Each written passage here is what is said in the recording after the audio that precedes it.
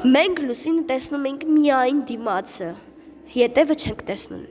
Գիտնականները պարզել են, որ լուսնի վրա ապրում են անմոլորակայինները, բայց մենք այդպես չենք կարծում։ Լուսնի երկրի մոլորակի միակ և արեգակային համակարգի մեծությամբ 5-րդ բնական արբանյակ։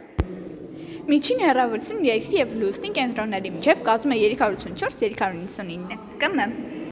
Գիշերները այն արտացոլում է արեգակի լուսնի երկրագնդի այն կիսագնդում, որտեղ չեն հասնում արեգակի ճառագայթները։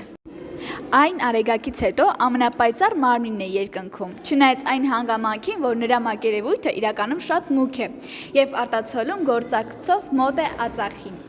Լուսնի ընթացիկ ուղեղ ծրիր հեռավորության մոտ 30 անգամ մեծ է երկրի տրամագծից, որի պատճառով լուսնին երկրում նույն չափ է երևում, ինչ արևը,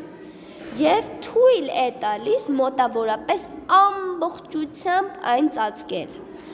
Երկրի պատմությունը ավելի վաղ ժամանակ լուսինը ավելի մոտ էր երկրին և ուներ ավելի մեծ տեսանելի չափեր, քան արեգակը։ Միացյալ Նահանգներին է ԱՍԱ-ի Ապոլո ծրագիրի առ այսօր միակ մարդու կողմից իրականացված գիտակաշավն է, այլ դեպի երկնային մարմնի։